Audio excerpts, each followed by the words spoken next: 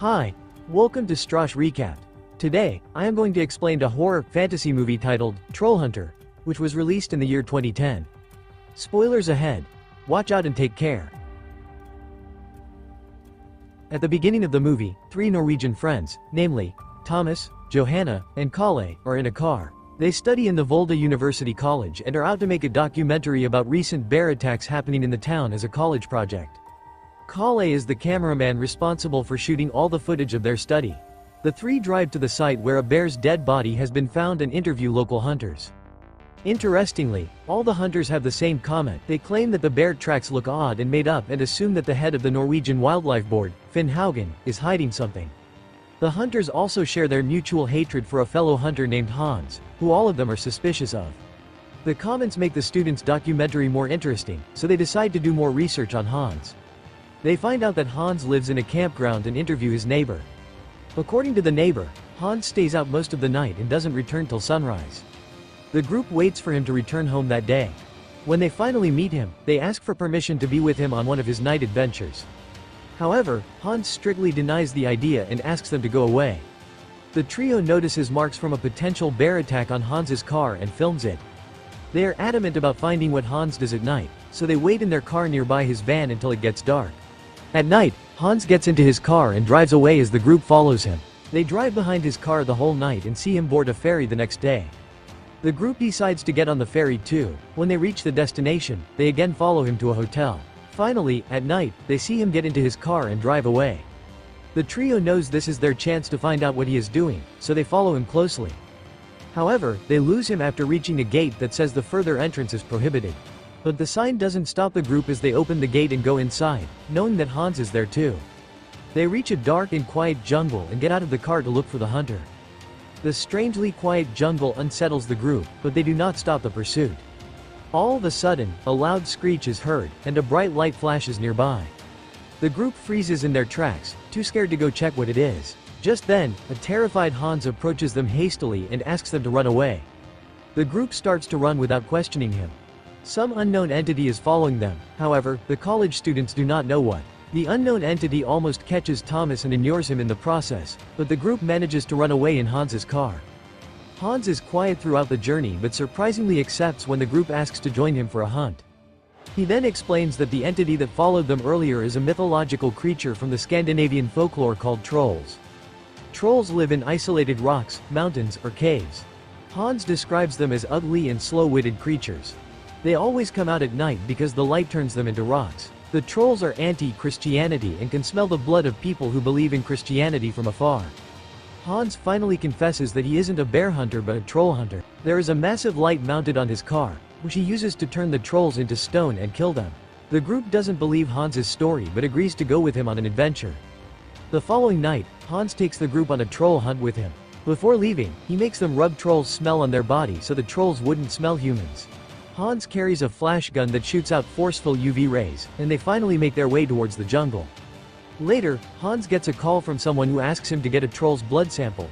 After walking for a while, he asks the group to stop at a place. He plans to bring out the trolls from their hidings, so he leaves the group and goes further into the woods alone. As the trio waits for Hans to return, they start believing that Hans was just making up stories. But suddenly, a loud growl is heard. The trees start shaking, and a massive three-headed creature emerges from between them. The group is terrified and starts running towards their car while the troll pursues them. They finally reach the car, but the troll arrives there while following their smell. Thankfully, Hans is ready for the creature and flashes it with the light mounted on his car. The creature immediately turns into stone, surprising the group. Thomas, Johanna, and Kalle are excited to have found such a brilliant being and believe that they will be famous overnight because of the camera footage. Hans, however, is mad at the group for not telling him that they are the followers of Christianity. That is why the troll could smell and follow them. However, the trio insists that none of them follow Christianity. Hans finally reveals that he doesn't get paid enough for the hunts and doesn't want to put his life in danger anymore. He wants to expose the truth about trolls to the world, and that is why he agreed to bring them here. The following morning, the head of the Norwegian Wildlife Board, Finn, arrives at the scene. The group gets to know that Finn actually works for the Troll Security Service, TSS. The Norwegian government doesn't want the world to know about the creature's existence, so they have formed a secret committee, TSS, to solve any problems related to trolls. Hans is an official troll hunter who has been appointed to kill trolls who come close to humans. Hence, to hide the deaths of the trolls, they cover it with bear attack stories. Every news about the bear's attack till now has been a cover-up for some troll's death.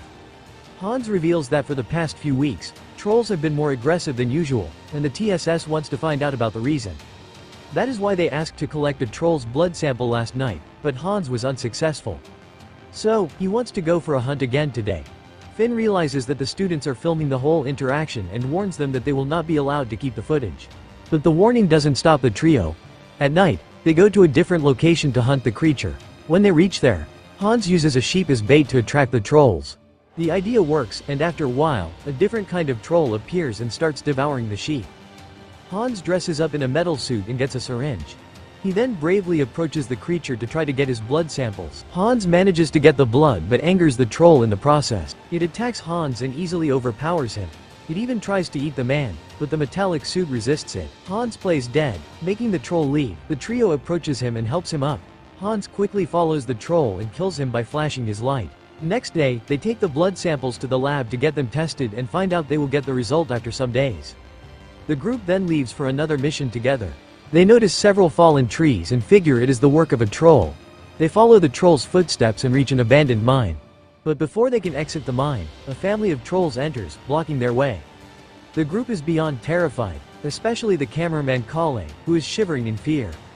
He confesses that he believes in Christianity, making the group more nervous. Meanwhile, the trolls get Kalle's smell and attack the group.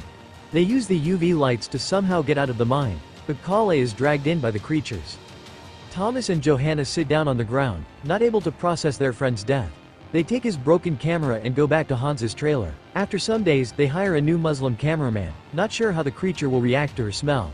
Finn calls Hans again, this time to assign him a task to kill the most dangerous troll of them all called the Jotnar, who is easily 50 to 100 meters tall. Hans knows this troll will be the hardest to kill, so he upgrades his van with sharp metals to keep it away. The group travels to the mountains to look for the troll. On their pursuit, they get a call from the lab who reveals that the trolls have rabies. That is why they had been overly aggressive over the past month. The group remembers that Thomas was bitten when he first encountered the troll, so they fear he might have rabies too.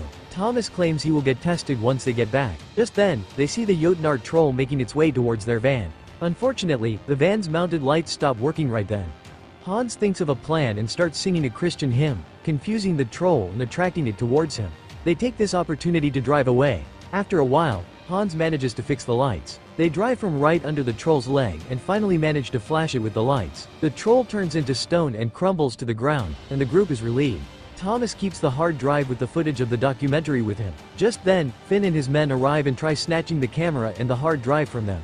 Thomas frantically snatches them both and runs away, leaving his friends behind. After a while, he reaches a road and sees a truck driving his way. The scene cuts as the screen goes black. An epilogue tells us that no one has ever heard from the students after the incident, but we can assume that someone from the truck took the footage from Thomas and leaked them to the press. With no options left, Norway's Prime Minister confesses about the troll's existence in a press meeting. At the end of the movie, the whole world knows about the trolls. This is my explanation for the movie, Trollhunter. So what do you guys think about the movie? Write in the comment. Subscribe for more videos like this, turn on notifications, and leave a like to help the channel out. Thank you for watching.